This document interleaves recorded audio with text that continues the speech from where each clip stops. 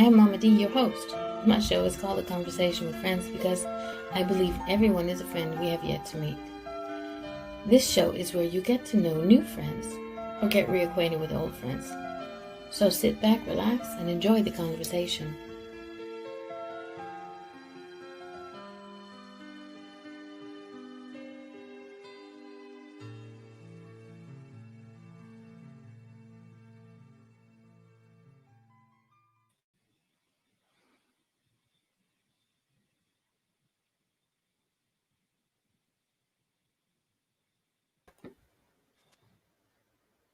Hey everybody, and as usual, my computer's going so don't be surprised if there's a little lag and things. Welcome to A Conversation with Friends, another Sunday. And my guest this evening is Stephen Howard. He wrote a lovely book, and let's see if I can get it over here. No, we want this. It is called Better Decisions, Better Thinkings, and Better Outcomes.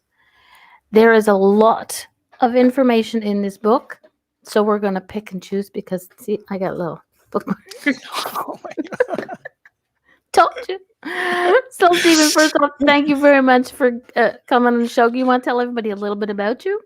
Oh, thank you, Mama D. And it's good to make some new friends. It's always good to make new friends. So my background is I grew up in Las Vegas. Through university, went to Dallas to work for a major company. They sent me to Singapore.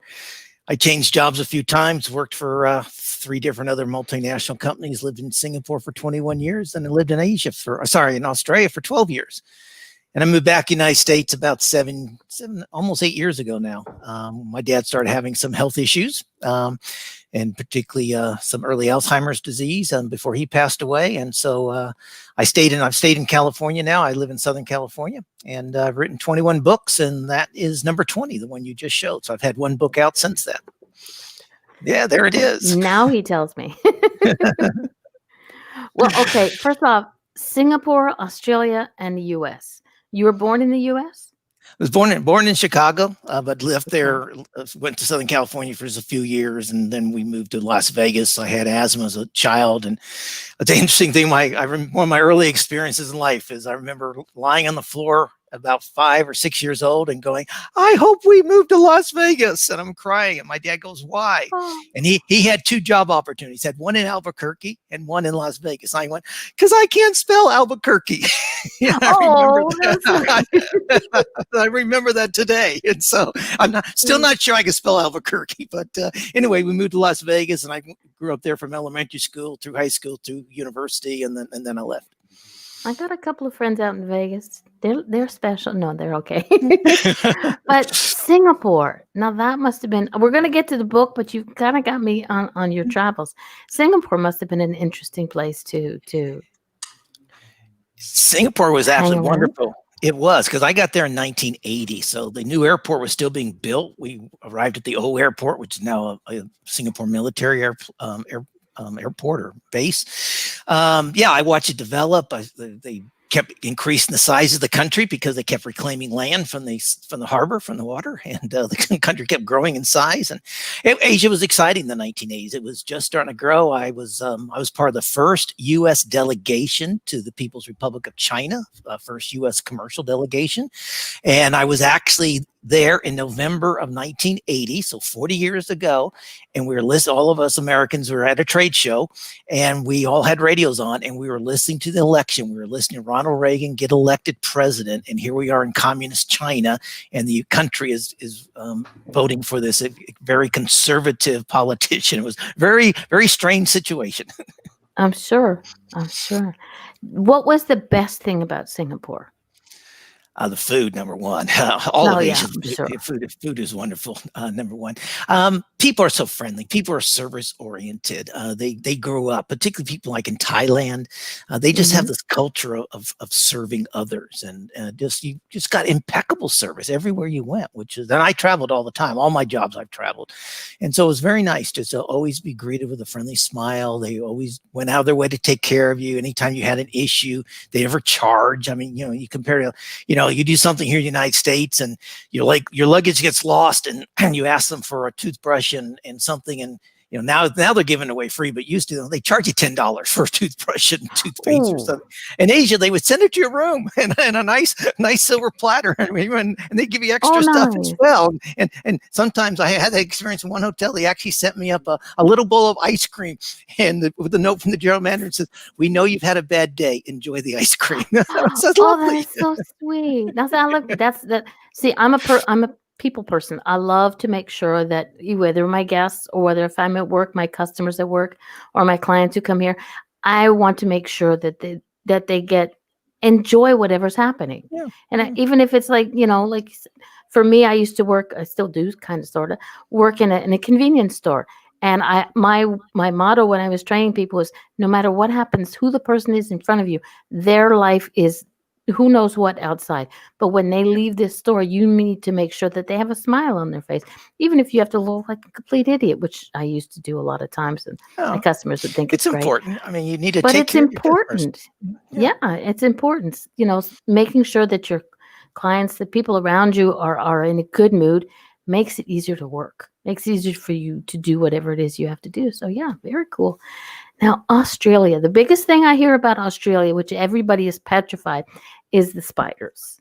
They say every spider there is venomous. I was like, like my co-host in the chat room can't stand spiders, but Australia has more animals that can kill you than any other country in the world. They have a huge range of poisonous snakes, poisonous spiders, as you mentioned, other insects that can kill you. I mean, it's an interesting country from that perspective, yes.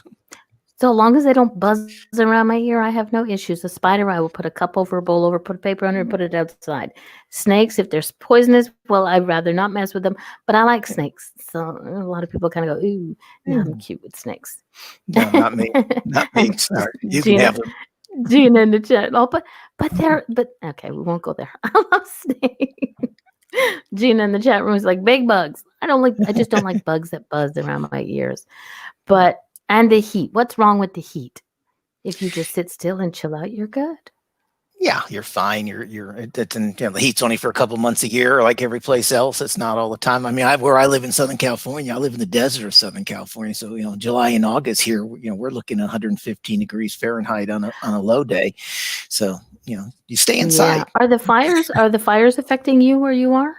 They were a few weeks ago. They were close enough that we were getting smoke residue, but that was all. We had very poor air quality for maybe 4 or 5 days, but certainly not as bad as Northern California. The Napa Valley, Sonoma County, where the wineries are just getting devastated. Unfortunately, it's really bad. I hear you're going to be changing the flavor of the wine.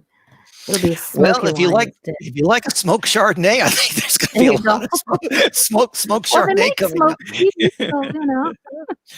I like a good smoked Chardonnay. Usually it comes from the barrels that they age it in for a few years, but maybe now the grapes will have that smoky flavor as well. Yeah, and just figure. I mean, I have to make light of the fires, even though it's really devastating. But you have to find the good. For me, I have to find the good in everything. And like I said, smoky Chardonnay. Here you go. Yeah. I should try one. Never know. So let's get to the book. We've done your travels. Let's get to the book. First off, what made you write the book?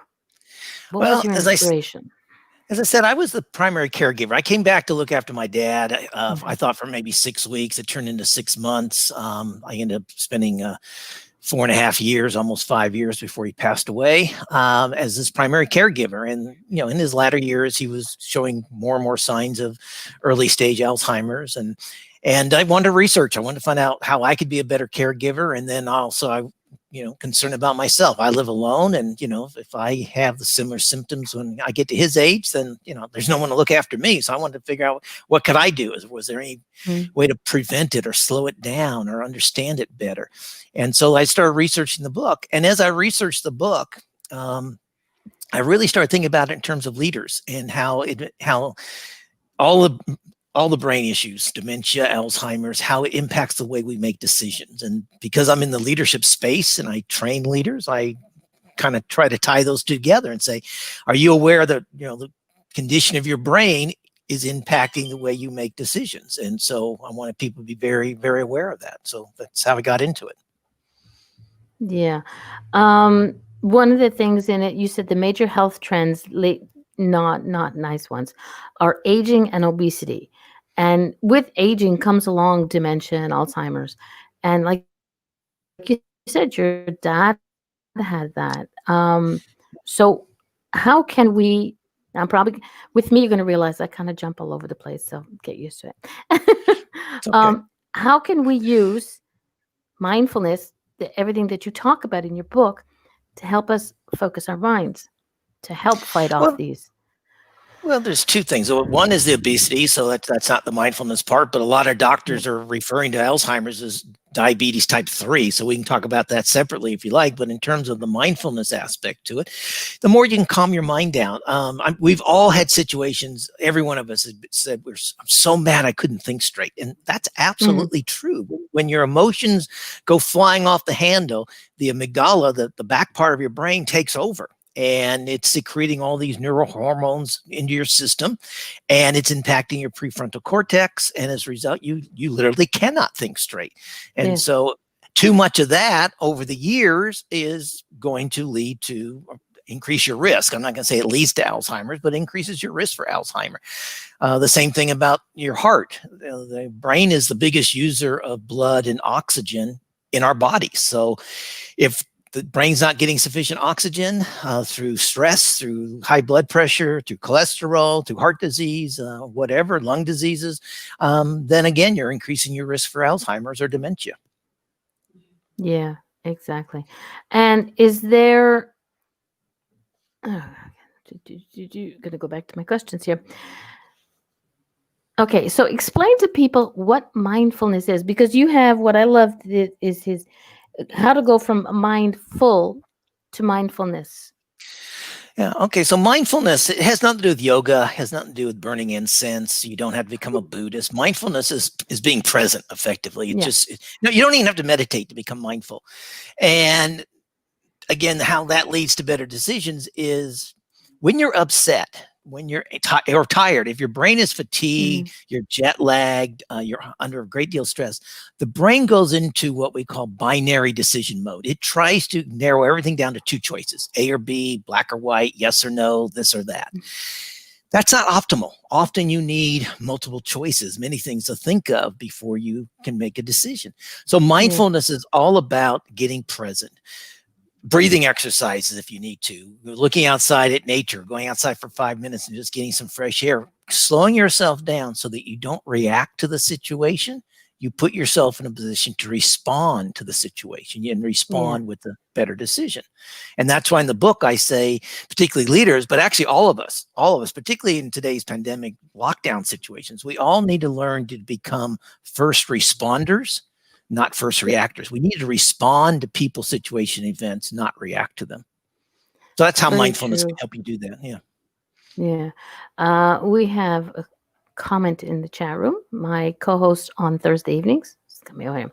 My biggest fear: my aunt had Alzheimer's and she would wander around the town in all her jewelry. Cops would bring her home and said that she was in a stranger's home. It was her uncle or her husband. Yeah, that's sad. I mean, I Yeah. empathize with you. I know in my case, I used to take my dad every other month for his heart checkup, and we drive the same way, obviously, typically. And every time we pass this new apartment complex being built, every time my dad would say the same thing, wow, that's coming along really well. Wow, that's coming along really well. The thing had been finished 2 years earlier. And Yeah. he'd say, I wonder when they're going to open that. He'd say the exact same thing every time we got there. And Yeah. so yeah, it's a shame when they lose that short-term memory. In my dad's case, and I know I've talked to a lot of other people who cared for their parents. If you ask my dad who won a fight in Chicago, a boxing match in 1946 at Chicago Stadium in September, he'd tell you. He was a Oh big yeah. boxing fan. He used to write for Ring magazine at one time. So Oh his long-term memory was superb, but yeah. you ask him what he had for breakfast this morning, and it's like he didn't even remember if he ate or not. That was a sad part. Yeah. Yeah, my dad had Alzheimer's, and I think for me, Alzheimer's is the worst disease because you lose your parent partner. You lose that person twice. Like I said, I lost my father a long time ago. Mr. Hill passed away in 99. but my dad was gone a long time before that. And at the time I was pregnant with my youngest son, and I kind of named him after my dad. So I would go visit him, and he didn't know who I was, but he thought, "Oh, there's a lovely redheaded lady who has a baby who has the exact same name as mine." So that's how I would get him to agree to have me come visit him. I said, "Well, the baby's got the same name as you, so maybe just you guys have something in common." And so that's how I kept my dad, But Yeah. I can remember as my dad was going downhill, he would, ask me questions, and I'd be like, Daddy, no, no, no, I'm going to be selfish and I'm going to keep you here. But I needed to bring him. And then I realized that me fighting for him to remember who I was wasn't doing him any good. So I would, and I guess it's a form of mindfulness. I would just make sure that whatever I was doing at that moment in time, even if it was just, the nice lady with the little baby who has the same name as him, that made him happy. So that's Yeah. what I worked with, because you always want your parent to be happy. Yeah, that, and you learn that you can't correct them. Because Nope. they're the parent, and they still remember there's Oh, yeah. a parent's offspring relationship here. But also, and I learned this. I've had a good talk with a friend of mine. Her mother's going through it right now, similar situation. And we talked a few months ago about this, and her mom says things. My dad says some of the nastiest things to me any human being's ever said to me, and I just had to accept that. Maybe he felt that way, and maybe he didn't. I mean, for a while there, it was kind of Yeah. depressing. I thought, maybe he thinks that about me. Maybe that's the way he really feels, and all the other stuff about being proud and hugging you and loving you is all the social, family type things is all fake, and maybe these were his Yeah. deep-seated feelings. But I've turned that around and said, just maybe it was his brain playing tricks, because maybe that's not how he really felt. Exactly, because that was then. That's what he remembered. He didn't remember because he couldn't remember who you were, so he didn't remember that love. So you were just Stephen. It's Yeah. like you weren't his son, Stephen. You were just some guy named Stephen. So he's thought you were a butthead or whatever it was. But yeah, I do remember that my father was hard on my mom because she kept him at home as long as she could, so she did what the wifely duty was to keep him as long as. And I had to be the meanie and say, no, he's got to go, because it wasn't doing her any good, but it was harder on her because she remembers those things. And the more he lost of not just the now but the past, and the woman that was in front of him wasn't the woman that he remembered marrying. Yeah. So I was like, who the hell are you and where's my wife, type of thing. And that's one of the reasons I wrote the book, Mama D, because I made mistakes. I mean, I should have made my dad be more active, and I allowed him to sit around and watch the old cowboy westerns on TV because I thought that made him happy. And I would say, "Come on, Dad, let's have a walk." No, I'm too tired. No, I'm too. And I wouldn't push him. And now I wish I'd done a few things differently. I don't. You might have only given him 1 or 2 more years, or might have helped him reduce his slow down how the Alzheimer progressed. I don't know, but sometimes I look back and say, I wish I'd done some of the steps that I put in the book, because I learned a lot of it after he passed away. I continued my research, like I said, because I was concerned about my own well-being and my own long-term brain health. So yeah, there's a lot of good tips in there about what any of us can do as caregivers or to just look after our own long-term brain health. Exactly. And one of the things in your book that you wrote was that mornings, and like I said, I'm going to bounce on shiny things. Mornings are the best time to handle mental tasks. Now, I kind of understand that, but I'm going to let you explain why, and then I'll let you understand where mine goes with that. Well, we're all different to begin with. So that's a generality. I mean, but the brain is at its best when it has had some rest. And if you wake up not groggy or not hungover, or not, if you had a good night's sleep, not toss and turn, in the morning, your brain is the freshest. And that's a time in the book, particularly what I talk about for leaders, that's the time when you should be having brainstorming sessions, creative sessions, ideation sessions, deep thinking stuff, not a staff meeting where you're sitting around the table for an hour and a half, everyone saying, oh, here's what I did this week, and here's what I did this week, and here's my task for this week, blah, blah. Those staff meetings should be held in the afternoon, because everyone on the staff also typically, in generality, would have a more fresh brain and should be working on deeper type cognitive tasks in the morning. And also, a lot of research does show, particularly in the business world, that people make less than optimal decisions later in the day, because from the time we wake up, our brain is making decision after decision. A lot of them we're not even aware of. We make something like 50 to 70,000 decisions a day. Everything from, well, you get dressed. Which shoe do you put on first? You put your right shoe on first, or your left shoe? And let's walk this through. Okay, I put my right shoe on, then I put my left shoe on. Let's say I put on tennis shoes to go for a walk or something. Now, do I lace my left shoe, or do I go back and lace my right shoe? So the brain's making these. We're not conscious of these decisions, but these are decisions that we are making. Exactly. And so the brain's tired by 4 o'clock in the afternoon or 5 o'clock in the afternoon. You don't want to be making. Yeah. Well, I do. I take a nap every afternoon if I can for 20 minutes. Yeah. That's what that part of the book is talking about. The brain needs a refresher, and it gets tired in the afternoon, and that's not the time to make optimal decisions. And parents, poor parents, you're in the workplace for 8 or 9 hours. You come home at 6 o'clock and you're tired, and now you got to deal with a teenage child who's also mentally tired. And this is why adults and parents and teenagers often clash a little bit on what they think is important. Very true. Very true. Now, I agree. Mornings are good things. I do a lot of stuff in the mornings around the house.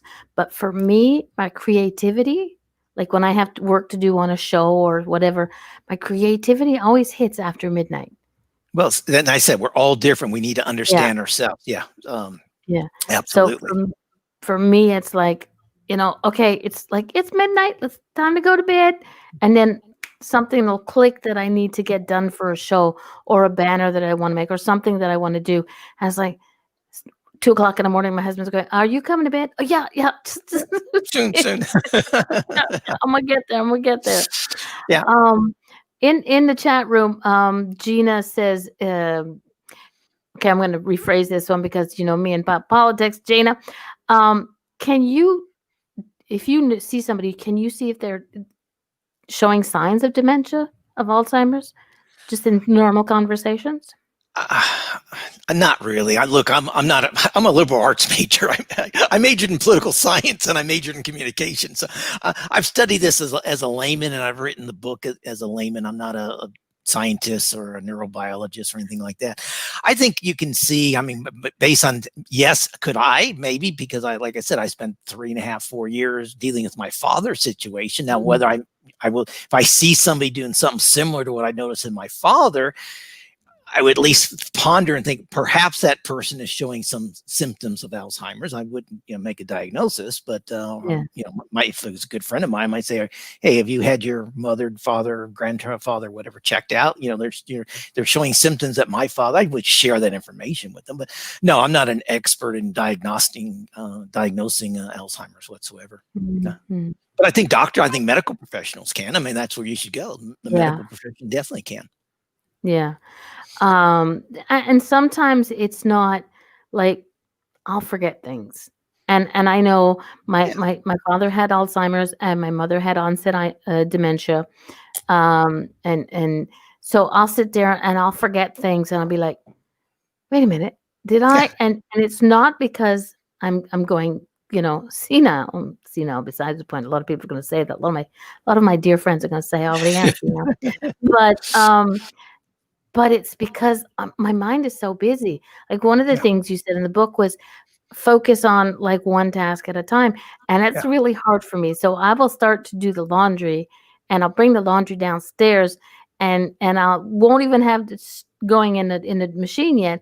And I'll see something that, the cat tossed up a hairball or something. Then I'll have to clean that up and I have to go upstairs again. So I'm kind of like multitasking, just kind of like the show. I see something shiny and I do it.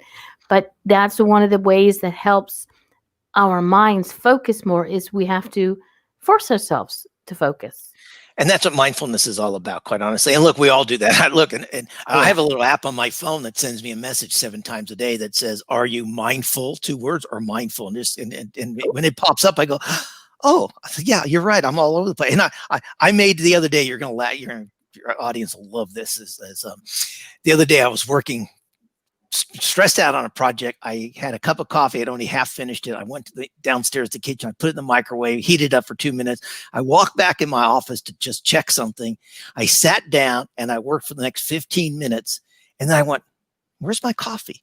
And I looked all over the house for my coffee cup. I spent literally 3 or 4 minutes walking around my house thinking, where did I put this thing? And then it dawned on me, it's in the microwave. So if we're not mindful, that's not so much Alzheimer's or forgetfulness. That's just not being present. That's just having a busy brain.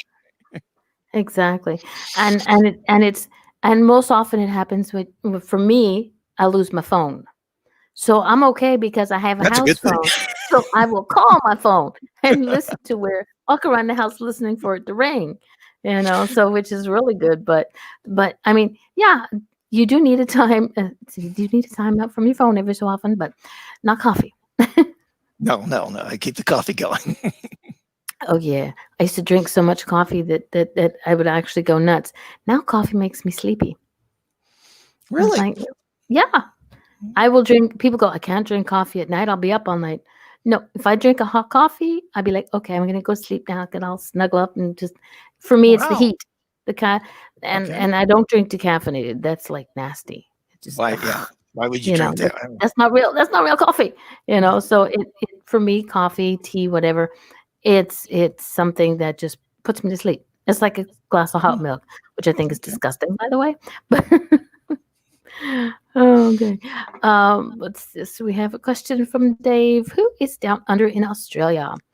Dementia doesn't bother the person who has it. It bothers the people closest. Yes, exactly. It does, Dave. I knew a Dave Price in Australia. I don't know if it's a Dave. Good day, Dave. It is the same one, but no, it bothers a little bit when they become aware of it. I mean, again, my father would get frustrated when he couldn't remember something, or he or somebody asked him a question. And this is what you learn too as a caregiver. You ask your dad, you ask your parent a question, and they come on, Dad, you got to remember what you ate for breakfast. And they get angry about that, and then they get angry at themselves because they can't remember.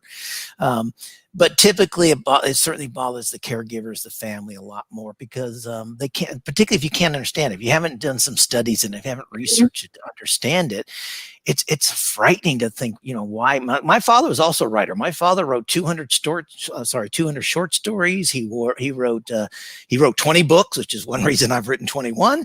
There you go. One better than that. Exactly. And he was the first. What was it? The first one to get the Mystery Writers American Association Lifetime Achievement Award. So he's a very successful writer. And to watch that man who loses vocabulary, to not figure out what the right words are, it was devastating to watch. And, so Dave's also absolutely right. But all I can suggest for your audience is, if you're in that situation, read up on it, read the pamphlets, do some internet research, understand it, and don't take it personally, which is what I did. And that was my biggest mistake. Yeah. I can remember before my father became sick with it. My mother used to go to this ladies group on Tuesday afternoons, and they would sit and they would talk and they would knit and they would sew. And I went there a couple of times, and there was this one lady who every time she saw me, whether I was sitting over one side of the table and I walk around and she'd go, "Oh my gosh, you're so beautiful. Who are you again?" And inside of an hour, I think she asked me like 12 times. And I was kind of like, what's wrong with her? Because I was a teenager, so I didn't know any better, type of thing. And then she said, "It's okay. That's just, she's getting old and she's forgetting." So I was like, okay. So I understood how to deal with that. But it's different when it's your parent. Like you said, my father I can remember my father used to stay, because we're in the country, he used to put my daughter in a carriage, and rain or shine, snow, and there was a lot of it up here. Snow didn't matter. He put on his big old socks on her feet. If it was raining, if she didn't have a raincoat, he'd put over a garbage bag, cut a hole in for her little head to pop out, and he'd walk the village with her. Our village, you could do it within, like an hour. And he got to the point where he would walk down to the end of the driveway, turn right, get to the corner, and he'd be lost.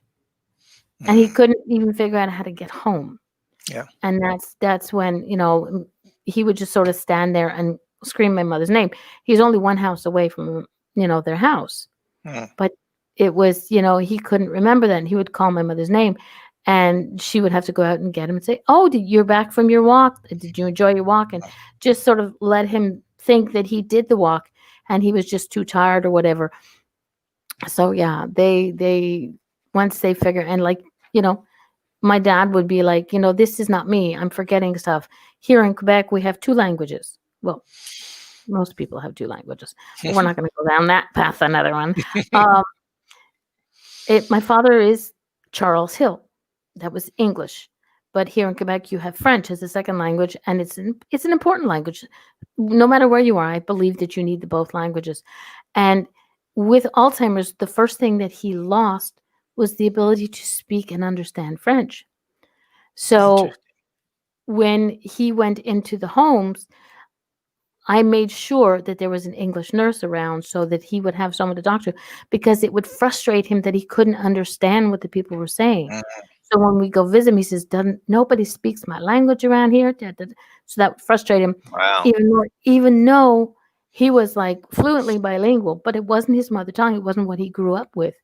It was what he learned to use during work and whatever. So that was something that, that frustrated him. So yeah, again, something that people get frustrated on, it does bother them in the beginning, but once they're at that point where they like, And this is they what don't. makes this such a nasty snowball, is that when, like in your father's case, he's getting upset, he's getting stressed, he's getting high, his blood pressure shooting up, which is reducing the flow of blood and oxygen to his brain. And therefore it's making the brain work less efficiently at that particular moment. So he's having a brain stress moment, and it's getting worse because he's getting stressed out, which is really a shame. I've never Yeah. heard that you lose one language. That's very interesting. Well, for him, like I said, it wasn't his first language. And him growing up here in Quebec, him growing up, he always had English. But as years went by, it was more French people and Mhm. no.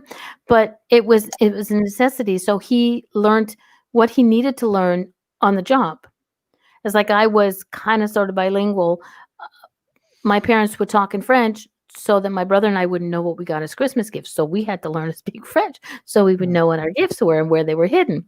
But I know more now from working with the public, because it's something that I learned I needed it to work with my customers. I needed it to work with them. And otherwise, I would be sitting at home doing nothing. Yeah. So that was something that was, my father was the same way. He needed it for his work. And then he was transferred to another province where French was like a bonus. So he still had to deal with some customers, and they were like thrilled out of their mind that somebody spoke French. So, but yeah, that was one of the things I can remember, that being the first thing he lost when we had to place him. It wasn't in the home wasn't in our town. The town that we live in had only one seniors home. And so we had to place him out of town until a place came available close. But the further out you go was less English. So there was one nurse, and she wasn't always there when he needed someone to talk to. So Mm. it would frustrate him without beyond belief. Okay, I'm trying to see which ones I have. So many gosh darn stickers in this book. Okay, shifting to mindfulness. It sounds simple because I understand, like you said, mindfulness is not about meditating, but my way of looking at meditation can be done anywhere, anytime, without even realizing it.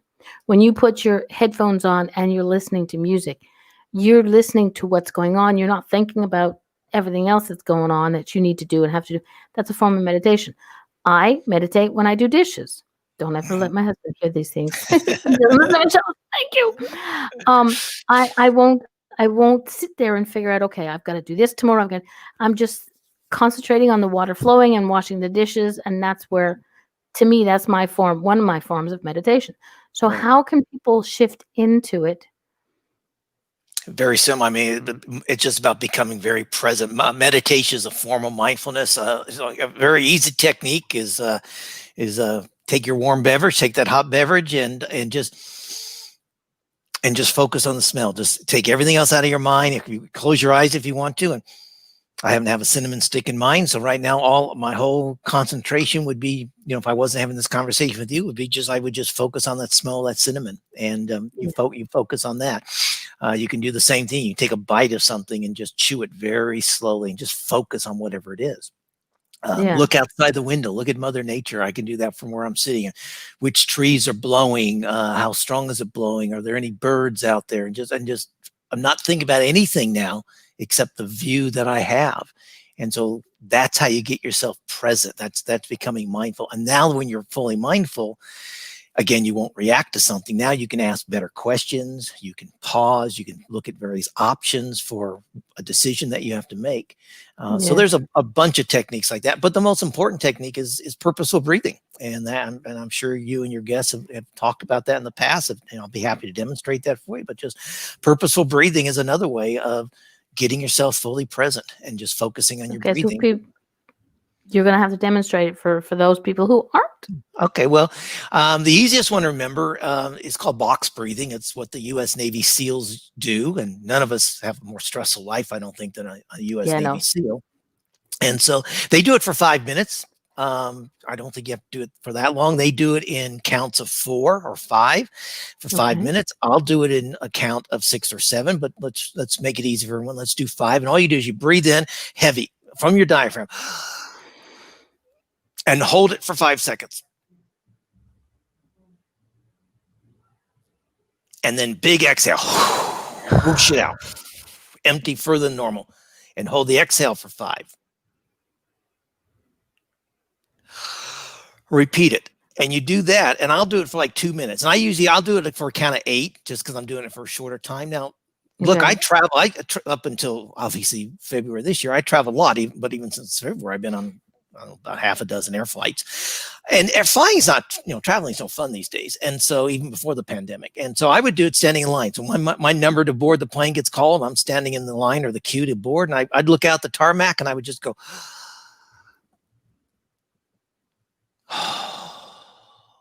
and nobody was paying any attention to me.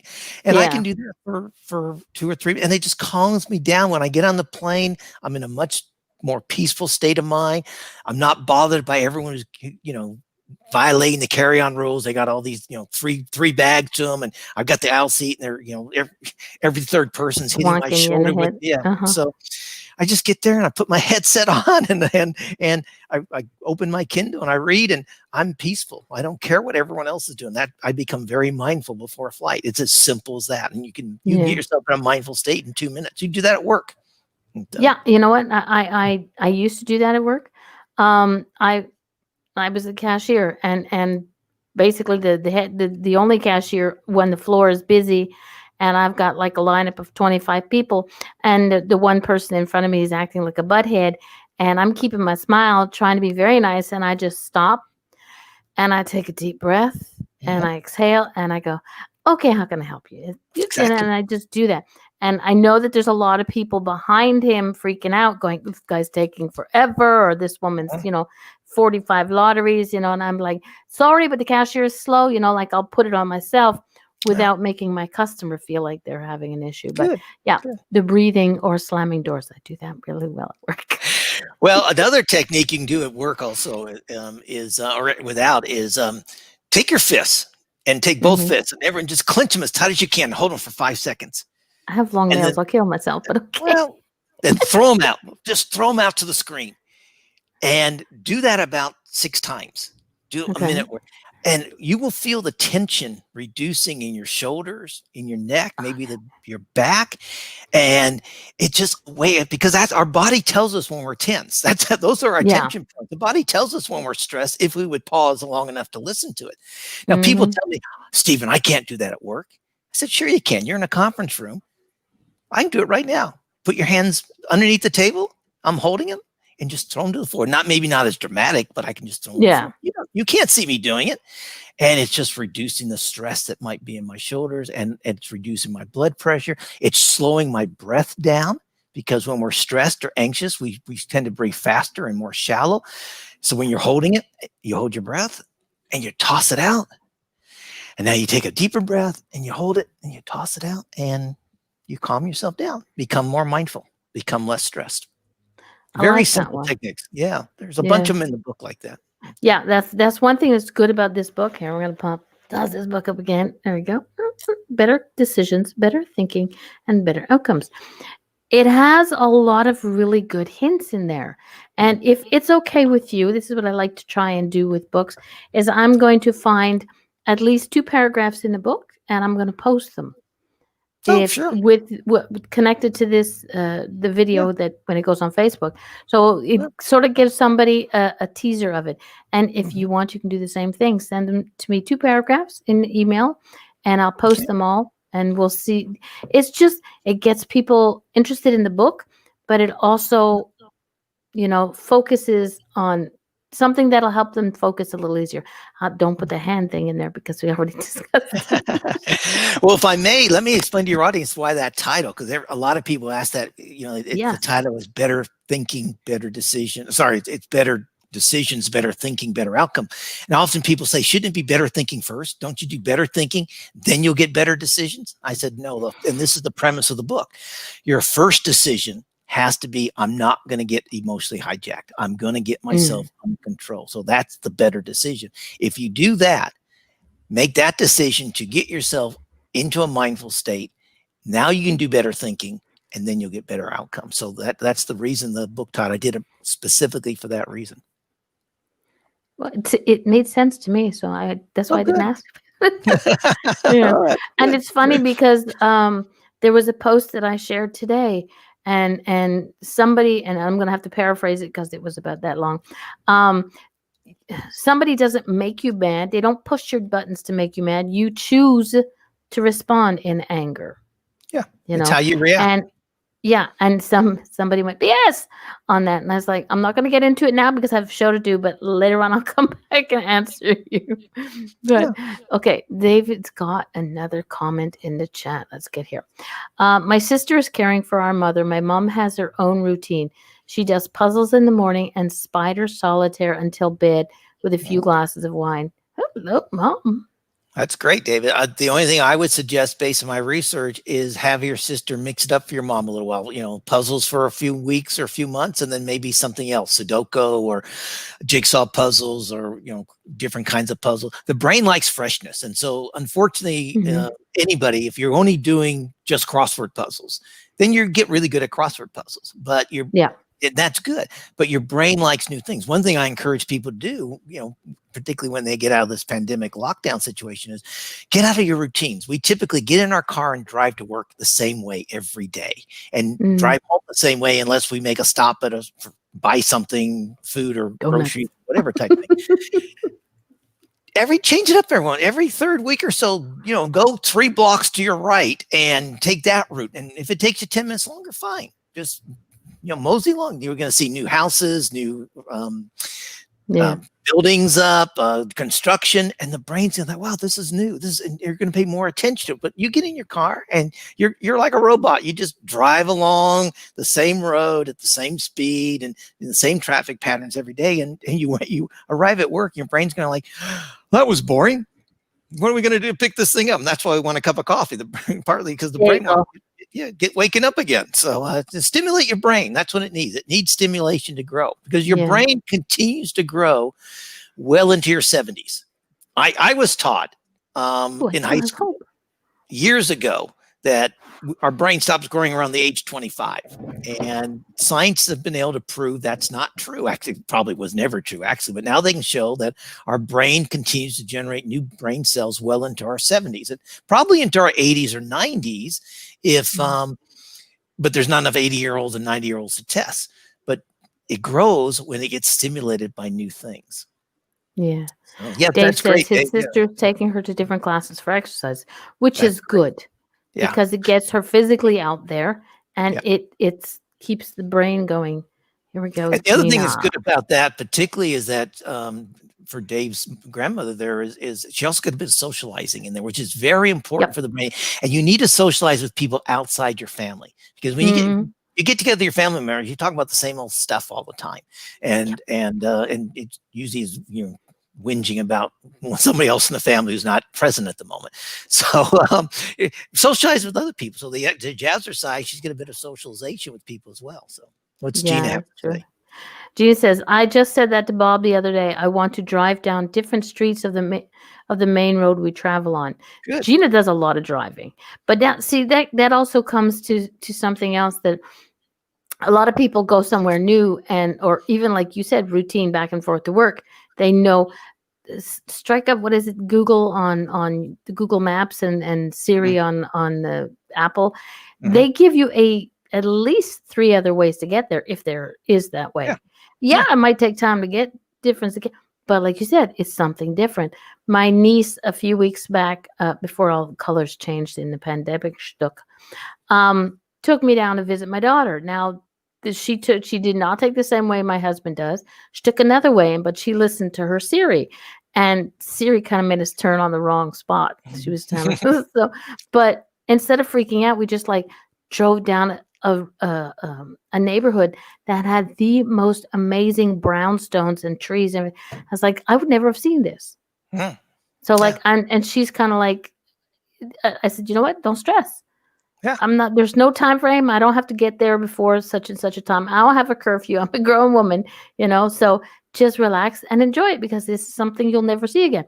Because it's, my mother used to call them, nowhere trips. That's what my mother used to love to do, was just get in the car and have a destination and just go there. You got a map, can look at it. But if you've never been there before, you come into different and amazing. It is. It's fabulous. Yeah. I mean, I think that's, I've been very fortunate because I travel a lot. And when I travel, I usually have a rental car, and I get to see different parts of the country and the world now. And I love when I'm exploring different cities. It just stimulates the brain.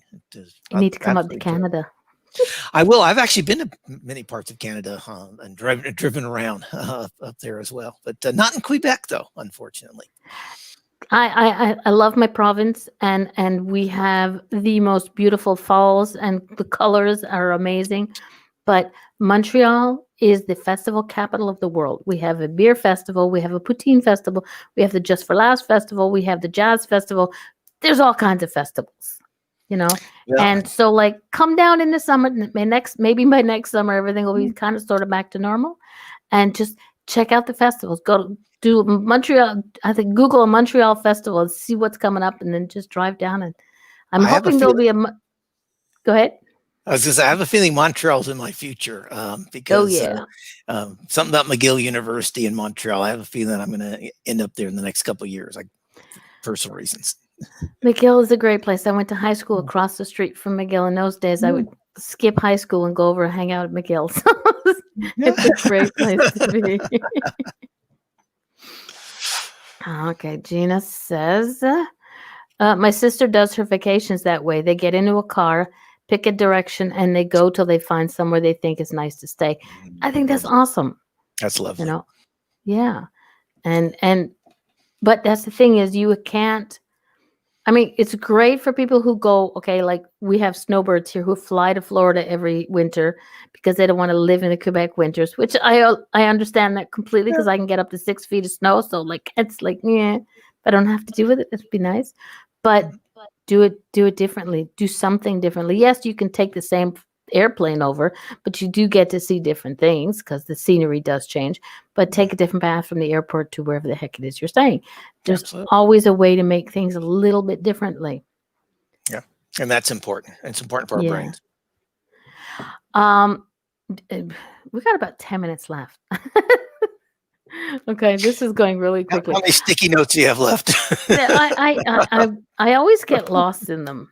Okay, wait a second. And of course, I'm not wearing my glasses. I think I need to get.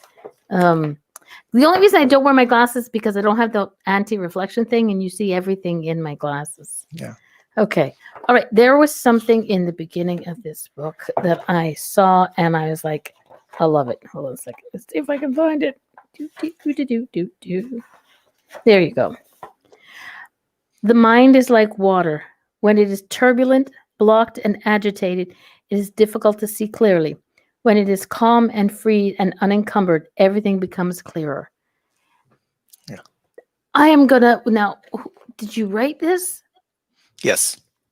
Okay, so I'm going to be stealing this and putting it in on a book but I'm gonna tag you, and I'm gonna make sure that you get the props for it, because that is so true. with everything else we've been talking about, it's like you say, when you sit there and go, okay, I'm a person who says make lists. Okay, you've got a to-do list, and I don't have to follow the list in the order it's written. It's just there for me to do. But if you sit there and go, I've got to do the laundry, I've got to, vacuum the floor, which I won't do again for a long time. I've got, I got to give the dog a bath.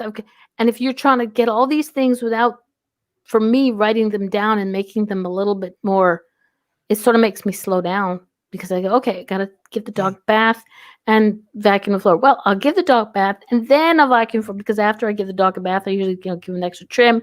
So it's like getting things in order. And this is what this saying is that it's just, when I've got all these 101 things going on in my brain, it's like I can't think of where to start first. Yeah. So once I write them down, it just sort of, it's like flushing the toilet. It gets rid of all that gunk. Mm-hmm. And then I can do that, start all over and get slowly. So yeah, that was my first bookmark. Yeah. I was like, okay. I'm glad you liked that. I did. And that's why I wanted to ask you about it. I wrote in your book by then. That's why I wanted to ask you about it, because there was no name as to who wrote it.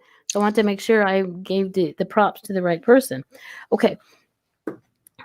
If you had one message to say about this book, what is it that you want people to, as a takeaway?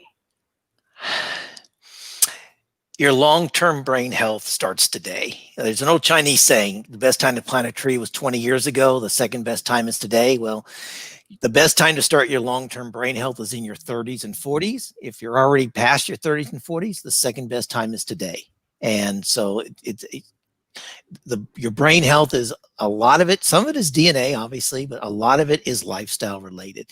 And I'm evangelistic about this. It's one of the reasons I do shows like this. I mean, you don't sell a lot of books doing programs like this, which is fine. The important part of the message is we're going to have a societal issue coming up here pretty soon. The American the American Heart Association, the American Stroke Association predicted that in the United States, Alzheimer's, dementia, and stroke would increase by 60% between 2020 and 2030. And this was pre-pandemic. And so there would be 10 million Americans and 76 million people worldwide by 2030 suffering from Alzheimer's, dementia, or stroke.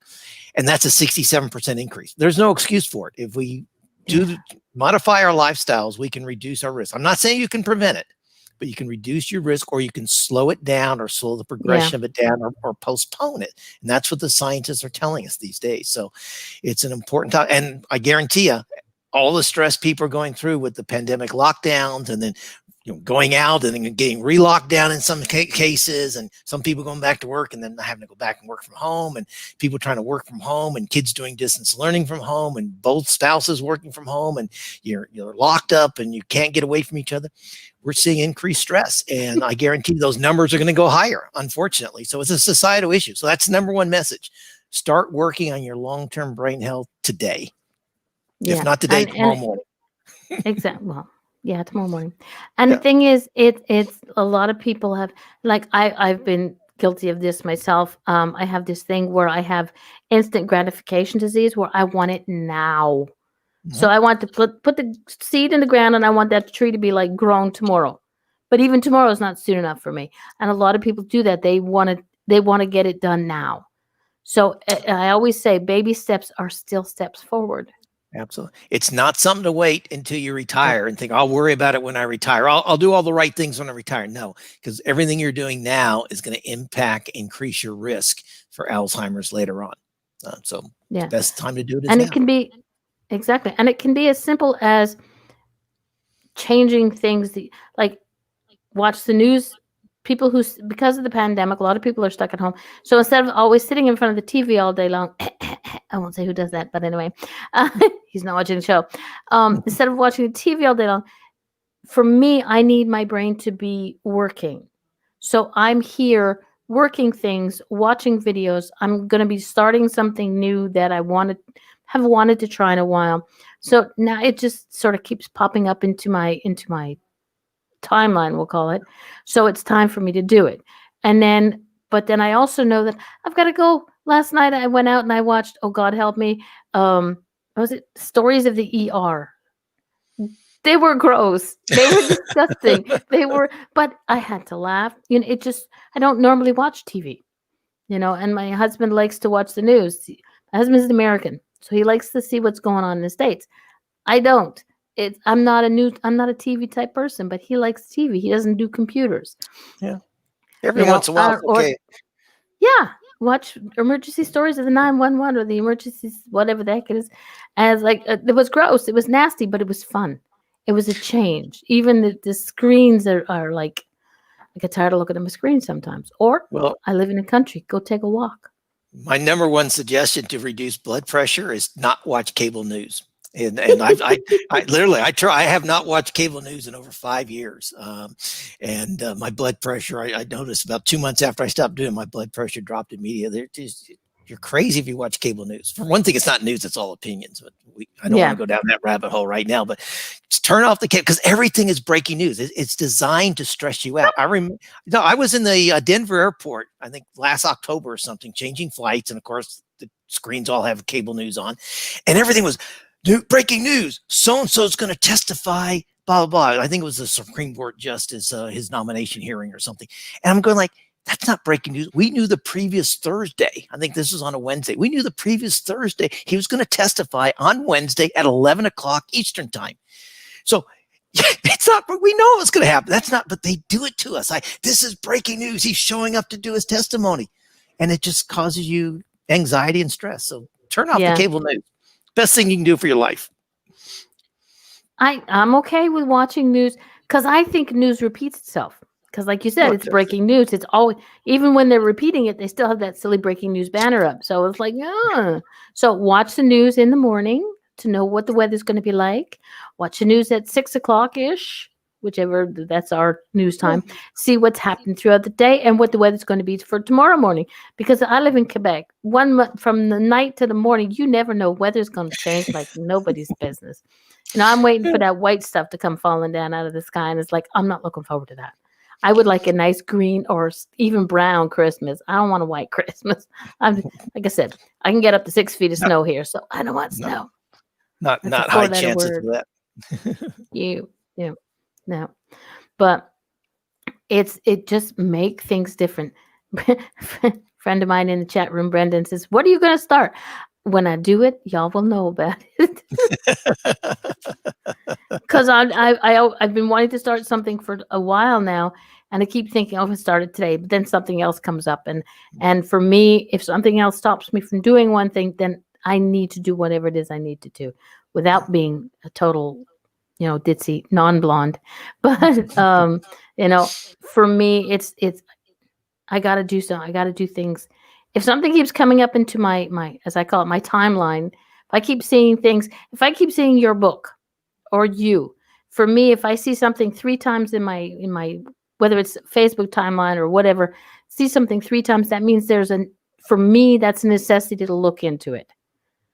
I think I got an email from you, and then I'd never seen you before, but then I saw other things that related to you. Now, I know it's probably just algorithms on the computer and blah, blah, woof, woof, but it still happened 3 times. And after that, it was like, for me, it's like, okay, yeah. Because for me, 3 is a magic number. Good. After my mom passed away, I was doing a show, and my lights in my house, my office, are always steady. Unless there's a power failure, everything's fine. The light in my room, in my office at the time, blinked 3 times. I was having a conversation with a guest about my mom. Blinked 3 times. It never did it before, and it never did it after. So I know for me, that meant my mom was saying, "Hello, stop talking about me." There you go. That's like, or talk only the good things about me. But I think we were talking good things, not bad things. So my mom, I don't want to come back and smack me. Tonight I should come back and smack me upside the back of the head. And I'll just poof, and I'll be like, okay, my first actual feeling with a ghost encounter. No, there you go. Don't want it to be a physical one from my mom. Thank you very much. But yeah, so the thing is for people to get, like you said, today is the first day, or tomorrow morning, of working on your brain, calming down, figuring it out. Don't go grocery shopping when you know all the crazy people are going to be there. Oh, that's true too. Yeah. That's true too. Well, it is now 59, so thank you very much for being my guest, sitting here. The only thing we didn't get to was food, but it's okay. We can save that for the next time. Sounds good. Sounds good. Well, y'all, I think it's coming up soon, so have yourself a wonderful Canadian Thanksgiving. I think isn't it pretty soon coming up? Yeah, in a couple of weeks. A couple of weeks. I know. I get turkey 3 times a year up here because my go. husband's American, so I get Oh, Canadian Thanksgiving, American Thanksgiving, and Christmas. What's Christmas without a turkey? And well, we all have a lot. We all have a lot to be thankful for. So, and I thank you for being on your show, and I wish you continued success. Thank you very much. And like I said, you said you have another book, so we'll talk about the other book. There's always a new one. There we go. Enjoyed it. Thank you, Mama D. Thank you very much. All right, everybody. I will see you next week with retired Army Colonel. Retired Colonel from the U.S. Air Force. She's a very interesting lady. So I'll see you all next week. Bye, everybody. Bye.